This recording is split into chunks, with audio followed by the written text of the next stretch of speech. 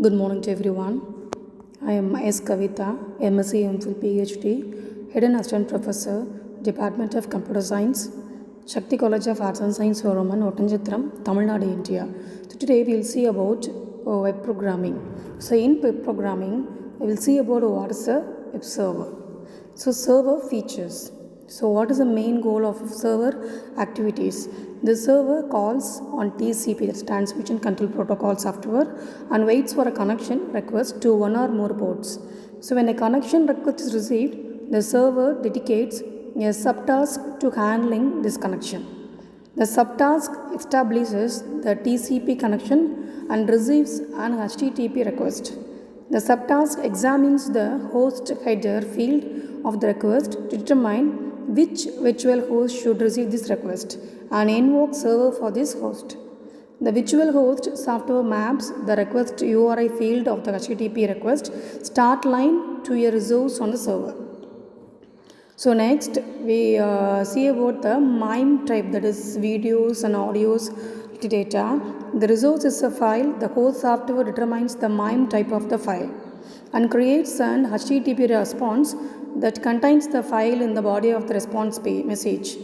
If the resource is a program, the host software runs a program providing it with information from the request and returning the output from the program as the body of an HTTP response message. The server normally logs information about the request and response, such as the IP address of the requester and the status code of the response, in a plain text file. There is a header file in this response message. If the TCP connection is kept alive, the server subtask continues to monitor the connection until a certain length of the time has elapsed. The client sends another request or the client initiates a connection close. So next we can see about what are the subtasks happenings in the web server. First, subtask refers to a single copy of the server software handling a single client information. Second one, when a HTTP request is received by the web server at this address, it can determine which virtual host is being requested by examining the host header.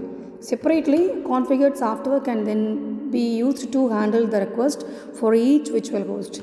Finally, what is the procedure means the documents returned by web server are often produced by executing software at the time of the HTTP request rather than being generated beforehand and stored in the server file system for later retrieval. Next, we can see about the server history. So the NCSA Mosaic TM browser, the NCSA HTTPD web server was also a starting point for server development. HTTPD was used on a large fraction of the early web server, but the NCSA discontinued development of the server in the mid-1990s. Their update was called patches, and this led to calling their work Apache server, which soon became known as the Apache server.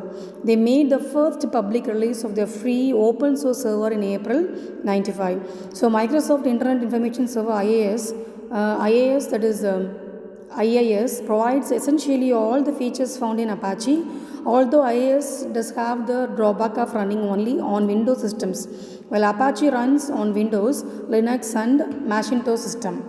So a typical Apache server might run programs written in early Perl or the PHP scripting languages. PHP means PHP, that is hypertext browser. When running a Java program, both Apache and IIS servers are usually configured to run the program by using separate software called a servlet container. Tomcat is a popular free and open source servlet container developed and maintained by the Apache Software Foundation. Furthermore, the standalone Tomcat server can serve documents stored in the server machine's file system and run programs written in non-Java language.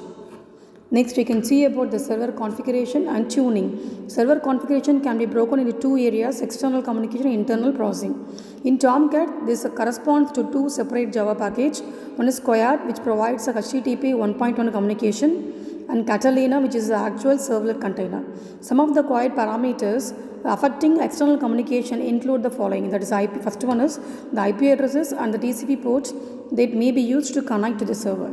Number of subtasks is called threads in a Java that will be created when the server is initialized. This may TCP connection can be established simultaneously with minimal overhead. So maximum number of threads that will be allowed to exist simultaneously. This is larger than the previous value, then the number of threads maintained by the server may change either up or down over time. Maximum number of TCP connection requests that will be queued. The server is already running its maximum number of threads. Connection requests received if the queue is full will be refused. Length of time the server will wait after serving as a HTTP request or a TCP connection before closing the connection if another request is not received. The setting of these parameters can have a significant influence on the performance of a server. Changing the value of these and similar parameters in order to optimize performance is often referred to as tuning the server. So next, load generation or stress test tool can be used to simulate a request to a web server. The internal Catalina portion of Tomcat also has a number of parameter settings which client machines may send HTTP request to server. So next we can see about what are the procedures happens in the client and server request. So which virtual hosts are listening for the TCP connection on a given port. Next, what logging will be performed. How the path portion of request to URI will be mapped to the server's file system or other resources. Whether or not the server resources will be password protected. Whether or not resources will be cached in the server's memory. So this is the tool, the administration tool in Tomcat web server. So here it mentioned type, HTTP, what is the scheme, what is the debug level, and what is the enable DNS lookup. This is the administration tool for defining virtual host, that is name, what is the application base. So here we have mentioned the name will be localhost, application base will be web app.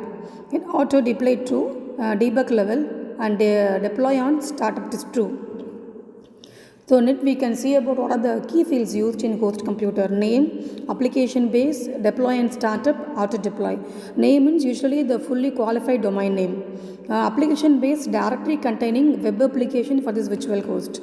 Deploy and startup means boolean value indicating whether true or false, whether the application size will be automatically initialized when the server starts. Auto deployments, boolean value indicating whether or not web application added to the application base while the server is running should be automatically initialized.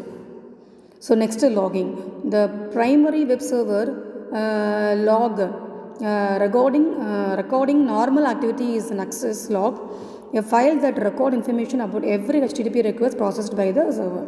A web server may also produce one or more message log containing a variety of debugging and other information related by web application. Access logging in Tomcat is performed by adding a value component, that is a valve component, to a service. This is some of the key fields for the valve component of type access log valve. In directory, it will be what is the directory where log file will be written.